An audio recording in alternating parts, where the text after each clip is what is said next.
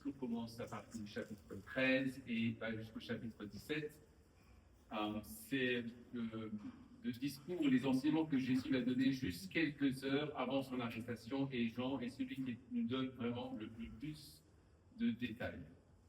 Donc la veille de sa crucifixion, Jésus s'est réuni avec ses disciples pour un dernier repas, qui était le repas de la Pâque. Juste quelques heures après avoir dit ce que je vais vous dire ce matin, Jésus a été arrêté, il a été jugé, il a été battu, il a été moqué et il a été crucifié. Et pourtant, comme on va le voir dans ce texte, plutôt que de chercher du réconfort pour lui-même auprès de ses disciples à cette heure si terrible de sa vie, c'est lui qui va réconforter les siens, c'est lui qui va les construire. Il aimerait, je crois, dans ce passage, on va le lire ensemble, Jean 14, 1 à 14, leur demander d'échanger leurs peurs et leurs inquiétudes contre la foi en lui. Et j'aimerais partager cette idée avec vous tout au long de ce message. Je crois qu'aujourd'hui, nous avons besoin, nous vivons dans un monde d'inquiétude, de peur. Nous ne savons pas trop ce que sera fait demain. Mais le Seigneur Jésus nous invite à échanger notre inquiétude et notre peur pour la foi en nous. Alors, si vous avez vos Bibles, on va lire Jean, chapitre 14.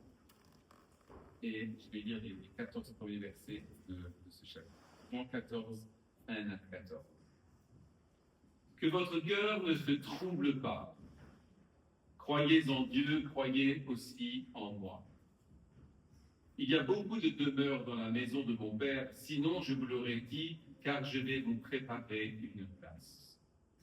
Donc si je m'en vais et vous prépare une place, je reviendrai et je vous prendrai avec moi, afin que là où je suis, vous y soyez aussi. Et où je vais, vous en savez le chemin. Thomas lui dit, Seigneur, nous savons où tu vas, comment pouvons-nous en connaîtrions-nous le chemin? Jésus lui dit, moi, je suis le chemin, la vérité et la vie. Nul ne vient au Père que par moi. Si vous me connaissiez, vous connaîtriez aussi mon Père, et dès maintenant, vous le connaissez et vous l'avez vu.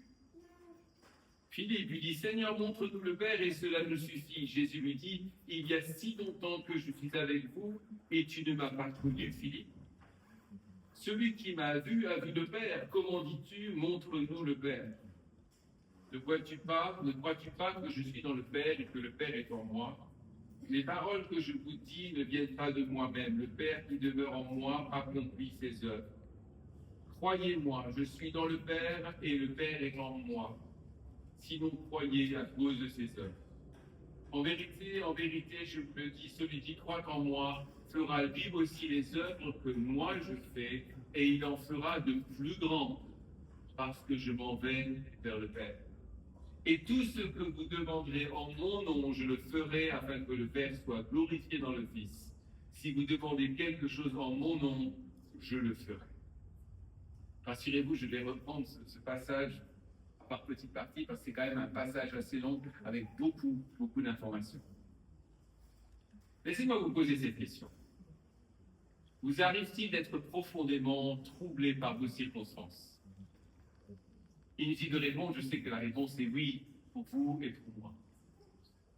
Et que faisons-nous lorsque nos certitudes sont soudainement ébranlées? Que se passe-t-il lorsque l'espérance semble disparaître et que l'obscurité se referme autour de nous? Je crois que nous traversons tous des périodes où la crainte s'empare de nos cœurs. Les grands changements de la vie nous déstabilisent. Les jeunes, et je parle beaucoup avec eux, luttent avec l'anxiété en cherchant à discerner quelle sera leur vocation. Nous sommes très inquiets lorsque nous entendons parler de guerre et de conflits, et j'ai envie de dire ce matin, nous avons certainement des raisons d'être inquiets lorsque nous voyons ce qui est en train de se passer au Moyen-Orient. Nous devenons anxieux lorsque nous voyons l'état de notre société et le peu de connaissance de Jésus-Christ qu'il y a partout autour de nous. Nous sommes soucieux lorsque nous voyons que nos jeunes grandissent sans entendre parler de la parole de Dieu, sans connaître le Seigneur Jésus, sans avoir appris qu'il est le Sauveur et qu'il est venu pour mourir pour eux et pour leur offrir la vie éternelle. Nous sommes inquiets quand nous voyons l'état d'immoralité de notre société. Lors du dernier repas, après avoir lavé des pieds des disciples, Jésus a commencé à leur annoncer des nouvelles très très troublantes. Il leur avait dit pendant ce repas, l'un d'eux allait le trahir, que Pierre allait le renier avant le matin et que lui-même allait les quitter. Ils étaient troublés ce soir-là en écoutant Jésus. Eux, ils s'étaient attendus à ce qu'il demeure avec eux, qu'il établisse le royaume de Dieu tout de suite là sur la terre. Pendant des années, ils avaient marché à ses côtés et se sentaient en sécurité dans sa présence. Qui pouvait les menacer lorsque Jésus était avec eux? Qui était plus fort que celui qui pouvait marcher sur l'eau, multiplier le pain, guérir les malades, ressusciter les morts? Mais maintenant, il était en train de leur dire qu'il allait partir, qu'il allait s'en aller. Et eux, rappelez-vous, avaient tout quitté pour suivre le Seigneur Jésus. Et maintenant, il est en train de leur dire, je m'en vais. Cependant, Jésus ne les a pas laissés dans leur place. Il a doucement apaisé leurs pensées inquiètes et les a appelés à la foi. Il leur a dit, croyez en Dieu et croyez aussi en moi. Dans très peu d'heures après cela, Jésus allait être arrêté et crucifié, et tous leurs espoirs de voir le royaume de Dieu s'installer sur la terre étaient en train de s'évanouir pour les disciples. Je voudrais partager avec vous ici 4 vérités glorieuses que Jésus a partagées avec ses disciples ce soir-là pour les rassurer, pour les inviter à échanger leur angoisse pour la foi en lui. 4 vérités qu'il leur annonce ce soir-là et qui sont pour nous ce matin. La première de ces vérités, c'est que Jésus reviendra pour prendre les siens, pour être auprès de son Père. Une vérité glorieuse qu'il est en train de leur annoncer. Il leur dit, je m'en vais, mais je reviens. Et non seulement je reviens, mais je viens vous prendre avec moi. La deuxième des vérités qu'il leur dit ici, qui devait les rassurer, c'est que Jésus est le seul chemin vers le Père. Ils avaient connu celui qui pouvait les emmener au Père, soit-ci qui devait les rassurer dans ces heures si terribles. La troisième de ces vérités, c'est que Jésus a parfaitement révélé le Père. Il va leur dire, si vous m'avez vu, vous avez vu le Père. Ça, c'était rassurant, n'est-ce pas? Et la dernière des vérités rassurantes qu'il rapporte à ce moment-là si terrible de sa vie, c'est que lui-même va intercéder pour eux auprès du Père.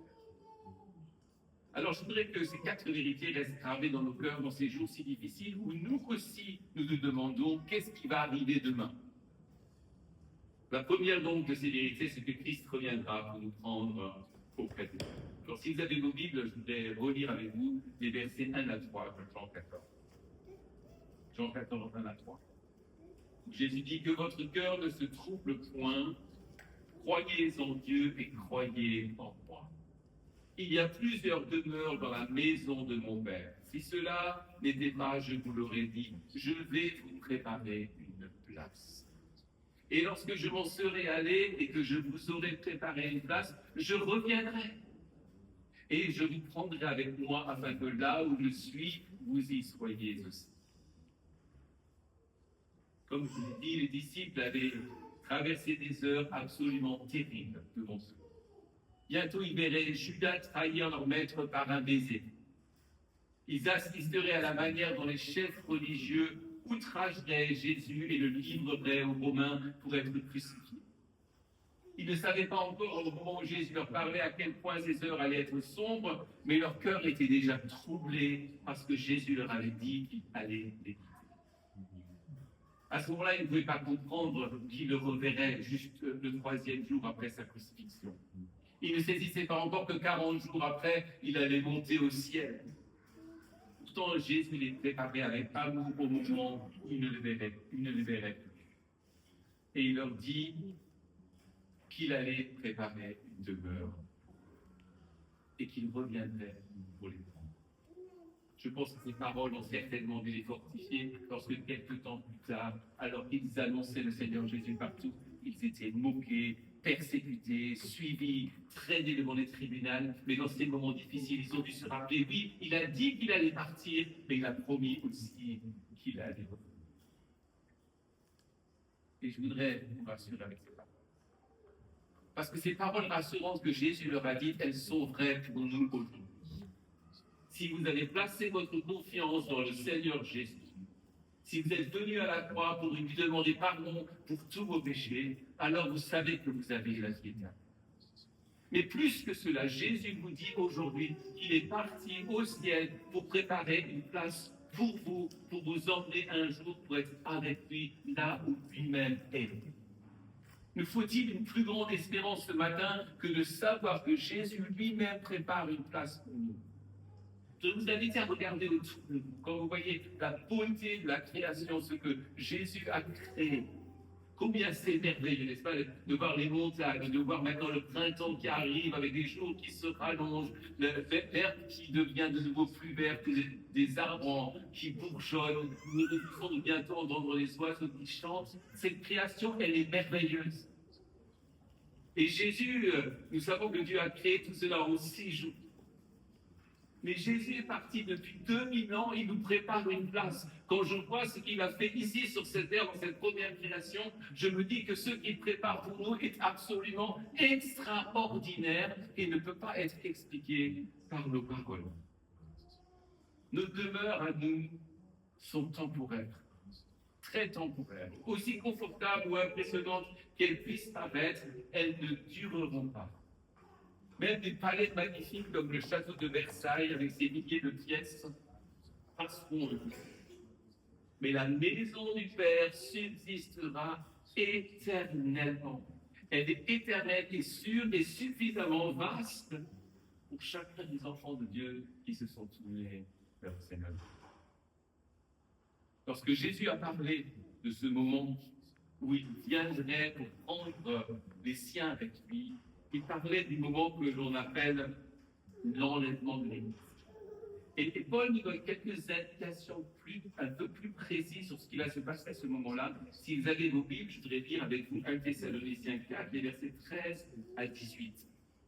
1 Thessaloniciens 4, 13 à 18 nous décrit ce moment où le Seigneur va effectivement venir pour prendre les siens pour être auprès de lui.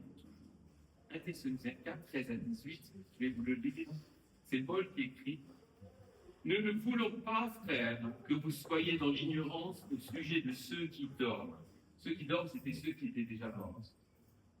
Nous ne voulons pas, frères, que vous soyez dans l'ignorance au sujet de ceux qui dorment, afin que vous ne vous affligiez pas comme les autres qui n'ont point d'espérance. Car si nous croyons que Jésus est mort et qu'il est ressuscité, croyons aussi que Dieu ramènera par Jésus et avec lui ceux qui sont morts. Voici en effet ce que nous vous déclarons d'après la parole du Seigneur. Nous les vivants, restés pour l'avènement du Seigneur, nous ne devancerons pas ceux qui sont morts. Car le Seigneur lui-même a un signal donné à la voix d'un archange et au son de la trompette, descendra du ciel et les morts en Christ ressusciteront premièrement. Ensuite, nous les vivants qui seront restés, nous serons tous ensemble enlevés avec eux sur des nuées à la rencontre du Seigneur dans les airs. Et ainsi nous serons toujours avec le Seigneur. Consolez-vous donc les uns et les autres par ces paroles. Paul écrit aux Thessaloniciens qui étaient très inquiets parce que des chrétiens qui s'étaient convertis étaient décédés. Ils se demandaient qu'est-ce qui va leur arriver à eux. Est-ce qu'ils ont raté la résurrection? Et Paul est en train de les rassurer, non, ils n'ont pas raté la résurrection. Nous savons que dès que nous mourrons, nous sommes auprès du Seigneur, mais nous savons aussi que plus tard encore arrive un moment où le Seigneur nous donnera un corps glorieux. Et Paul est en train de dire aux Thessaloniciens, non, ils n'ont pas raté, même ils vont ressusciter avant vous. Lorsque le Seigneur Jésus va venir dans les airs, les morts en Christ ressusciteront premièrement et ensuite les vivants les rejoindront. Dans Jean 14, comme dans 1 Thessaloniciens, nous voyons des personnes troublées et attristées. Dans Jean 14, c'est les apôtres qui sont troublés et attristés parce que Jésus leur dit qu'il va partir. Dans 1 Thessaloniciens, nous avons des chrétiens troublés qui se demandent qu'est-ce qui se passe avec les morts. Dans les deux textes, si vous les regardez, les croyants sont appelés à croire en Dieu et en Jésus. Dans les deux passages, Jésus vient pour prendre les siens et les ramener auprès de lui. Et dans les deux cas, l'espérance de notre réunion avec lui est une source de consolation et de grande joie. C'est formidable. Si vous connaissez le Seigneur Jésus, rappelez-vous qu'il prépare une place pour vous.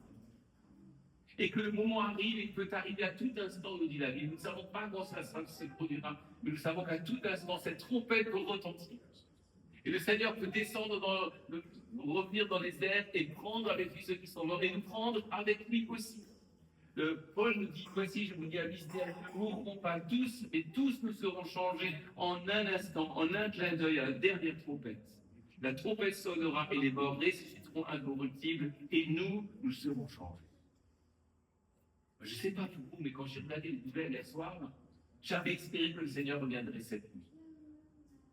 J'avais espéré qu'il me prendrait, qu'il prendrait l'Église avec lui, que nous serions tous changés, ayant un corps incorruptible et habiter avec lui dans la maison de son Père. Le Seigneur n'a pas encore permis. Il ne l'a pas encore permis pour que ce matin, dans beaucoup de lieux dans le monde, nous puissions continuer de parler de Jésus, de parler de lui pour que beaucoup d'autres se tournent vers lui, pour que beaucoup d'autres comprennent que Jésus est le sauveur du monde, qu'il est venu pour mourir pour nos péchés, qu'il est ressuscité le 3e jour, et que tous ceux qui croient en lui sont prêts pour ce moment où il viendra nous prendre. Mais pour nous qui le connaissons déjà, nous nous réjouissons. Nous nous réjouissons parce que notre Seigneur est bon et qu'il est parti pour préparer une place pour nous. Quel réconfort dans ce monde ténébreux de savoir que nous, alors que nous ne méritons rien, sauvés par grâce, pardonnés par le sang de Jésus, nous avons cette espérance éternelle. Je me réjouis de voir la place que le Seigneur a préparée pour moi parce que je sais qu'il aura préparé la place parfaite, joyeuse de guerre. Il aura préparé la place pour chacun d'entre nous parce qu'il nous connaît. La deuxième vérité que le Seigneur leur donne ce soir-là, qui devait les rassurer, qui doit nous rassurer, c'est que Christ est le seul chemin vers le Père. Versets 4 à 6 de Jean 14, où Jésus dit, vous savez où je vais et vous en savez le chemin.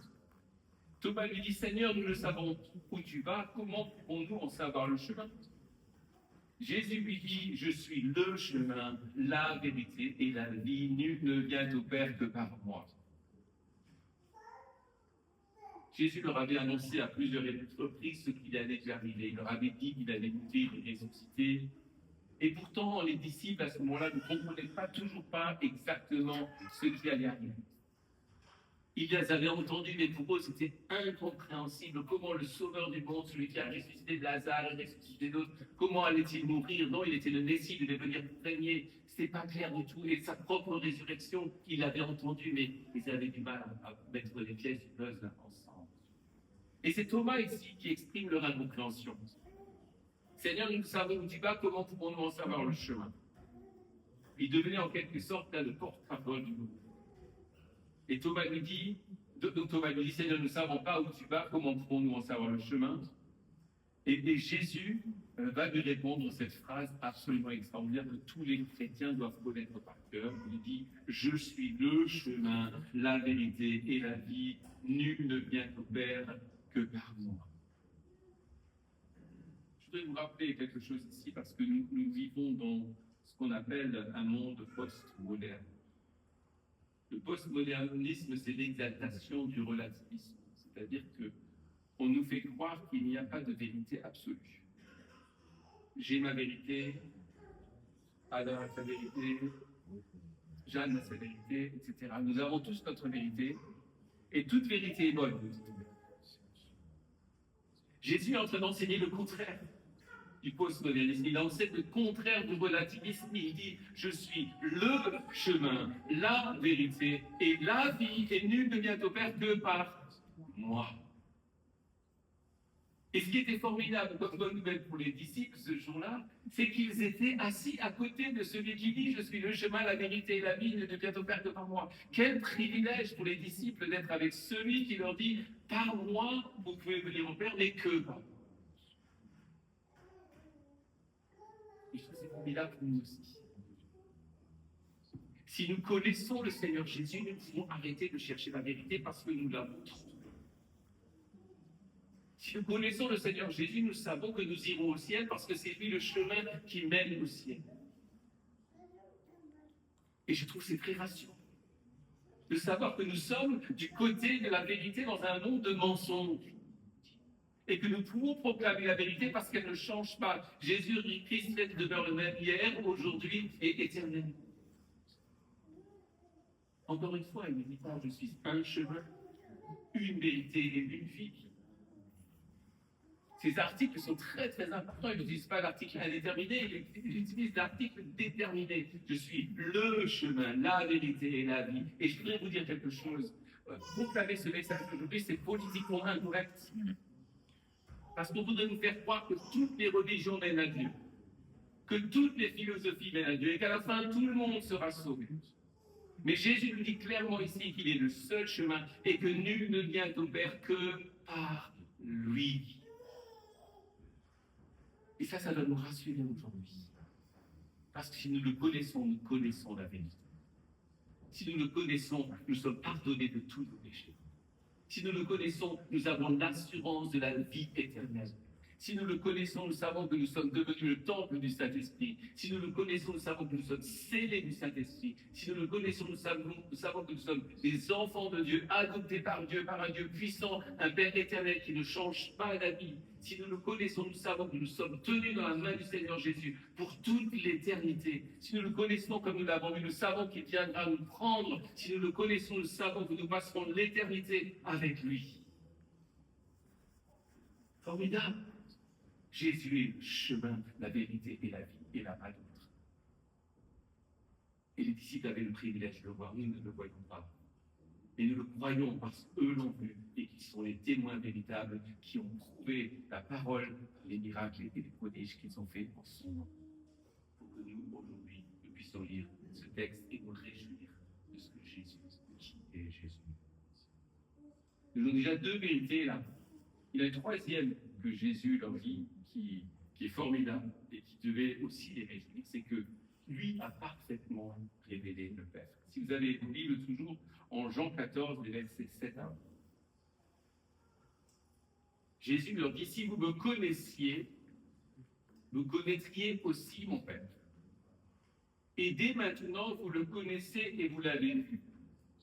Philippe lui dit, Seigneur, montre-nous le Père et ce nous suffit. Jésus lui dit, il y a si longtemps que je suis avec vous et tu ne m'as pas connu, Philippe. Celui qui m'a vu a vu le Père. Comment dis-tu, montre-nous le Père? Ne crois-tu pas que je suis dans le Père et que le Père est en moi? Les paroles que je vous dis, je ne les dis pas de moi-même.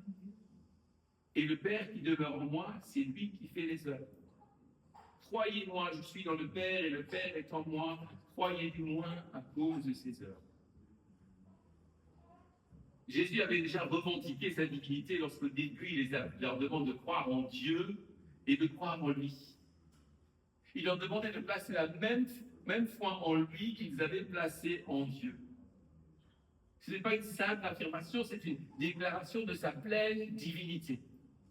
Tous ces signes et tous ces enseignements indiquaient sans équivoque que Jésus était Dieu. Connaître Jésus, c'était connaître Dieu. Voir Jésus, c'était voir Dieu. Pourtant, ces paroles intriguèrent Philippe. Philippe, il dit, montre-nous Dieu. En fait, ce qu'il voulait, c'était une théophanie visible. Montre-nous une représentation de Dieu, une révélation spectaculaire de la gloire de Dieu. Mais Jésus lui dit, aucune révélation n'est nécessaire. Dieu avait été avec eux depuis le début et Philippe ne l'avait pas reconnu. Celui qui m'a vu a vu le Père. Jésus était venu révéler parfaitement le Père. Quel privilège vous avez dit. Imaginez cela une seconde. Jésus est en train de leur dire, je suis Dieu. Un peu plus tard, il va dire, le Père et moi, nous sommes un. Le Père est en moi, je suis dans le Père. Il est là avec ses disciples et il leur dit, je suis Dieu. Si vous voulez savoir quelque chose de Dieu, regardez-moi. Si vous voulez savoir comment Dieu aime, regardez comment je vous ai aimé. Si vous voulez savoir comment Dieu est miséricordieux, regardez comment j'ai été miséricordieux avec vous. Si vous voulez savoir comment Dieu est humble, vous allez voir comme je vais m'humilier pour mourir pour vous. Si vous voulez savoir quelque chose de Dieu, alors dit-il, regardez-moi. Écoutez mes paroles, regardez ce que je fais et vous découvrirez qui est.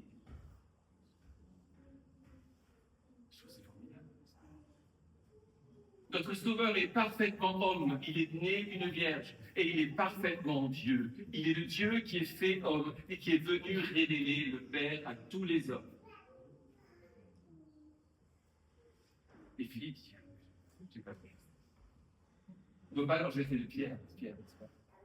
Qu'aurions-nous fait? Mais nous, aujourd'hui, nous n'avons pas Jésus. Parce que nous le savons, Jésus l'a dit, il leur a dit à eux, et nous avons ces paroles. Notre Jésus est Dieu. Et s'il est Dieu, il mérite que nous l'adorions. S'il est Dieu, il mérite que nous fassions tout ce qu'il dit. S'il est Dieu, il mérite que nous lui fassions confiance, que nous le suivions par la foi et que nous croyions en lui. Dans ce monde terrible dans lequel nous sommes en train de vivre, nous pouvons savoir que nous connaissons Dieu. Nous pouvons avoir une relation personnelle avec Dieu. Nous pouvons parler avec le Créateur. Et nous savons que ce Dieu nous aime, qui nous aime profondément. J'aime bien rappeler ça à mon assemblée, je vais le dire à vous aussi.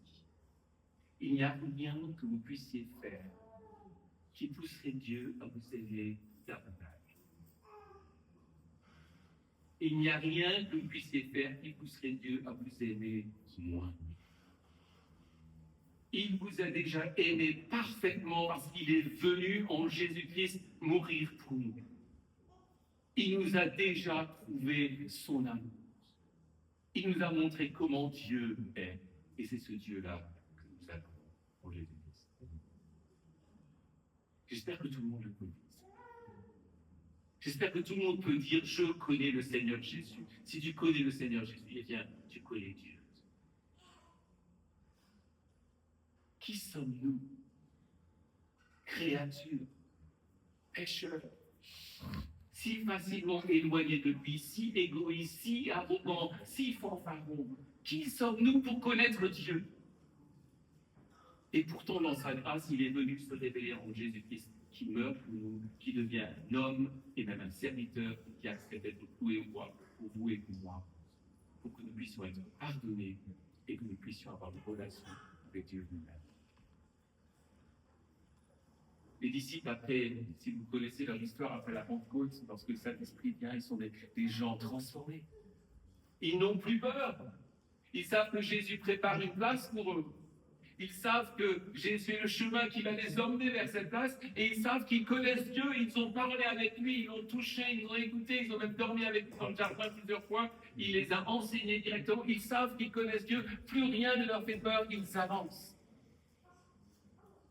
Et de pouvoir avoir cette même assurance aujourd'hui dans ce monde où tout va mal, nous sommes les témoins de l'Évangile. Ceux qui disent, oui, Jésus a transformé ma vie. Et il transforme les vies aujourd'hui.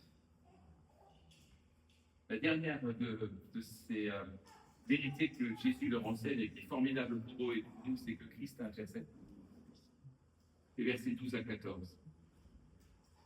Jésus dit, en vérité, je vous le dis, celui qui croit en moi fera aussi les œuvres que je fais et il en fera de plus grandes parce que je m'en vais au Père et tout ce que vous demanderez en mon nom, je le ferai afin que le Père soit glorifié dans le Fils. Si vous demandez quelque chose en mon nom, je le ferai. Alors écoutez-moi bien parce que ces versets ont été utilisés et interprétés à tort et à travers. Jésus n'enseignait pas ici que ceux qui croient en lui accompliraient des miracles plus grands que les autres. Jésus n'est pas en train de dire cela. Même les apôtres après lui n'ont pas reproduit tous ces miracles. Et en aucun cas, les miracles des apôtres ont surpassé ceux de Jésus. Et après la mort des apôtres et l'achèvement du Nouveau Testament, les signes miraculeux ont disparu et n'étaient plus nécessaires pour authentifier la parole. Ainsi, lorsque Jésus dit « ils feront des œuvres plus grandes », il voulait dire autre chose. Et en même temps, il dit qu'ils accompliraient des œuvres plus grandes parce que lui-même allait monter au ciel. Et de là, il enverrait le Saint-Esprit qui demeurerait en nous. Vous savez donc que Jésus est physiquement présent il s'est limité à un tout petit bout. Si vous regardez sur une carte, la Judée, la Galilée, la Samarie, c'est un petit poids sur l'ensemble de la surface du globe. C'est tout petit. Jésus, le Fils de Dieu, lorsqu'il vient, il se limite à ce tout petit pays, aux siens, aux Juifs, pour leur annoncer « Repentez-vous car le royaume des cieux est proche ». Nous savons qu'ils l'ont rejeté malgré les miracles et malgré tout ce qu'il a fait. Mais ceux qui ont cru en lui allaient faire des œuvres beaucoup plus grandes, parce qu'ils n'allaient pas se limiter à Jérusalem, à Judée. Si vous lisez Actes 28, il dit « Vous serez mes témoins à Jérusalem, dans la Judée, dans la Galilée, dans la Samarie, et jusqu'aux extrémités de la terre. » C'est ce que Jésus est en train de dire. Il a touché quelques âmes. Mais au travers de leur ministère, ils vont en toucher des millions, et jusqu'à aujourd'hui, ça continue.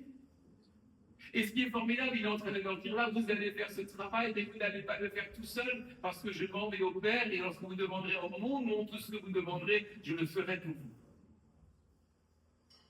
Ça veut dire que lorsque nous servons le Seigneur Jésus, et que nous voulons que des gens soient transformés, nous le faisons par son autorité, pas par la nôtre.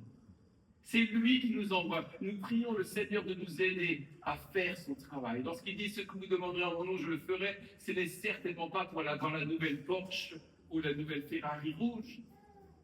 C'est pour faire son œuvre. C'est de ça qu'il est question ici.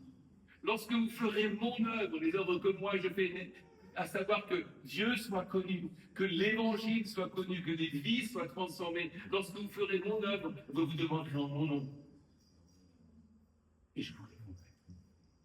Je vous fortifierai pour faire ce que vous aurez à faire. Je serai avec vous tous les jours jusqu'à la fin du monde, dit-il en Matthieu 28. Il intercède pour nous. Et ce que j'ai envie de dire, ça c'est une formidable nouvelle.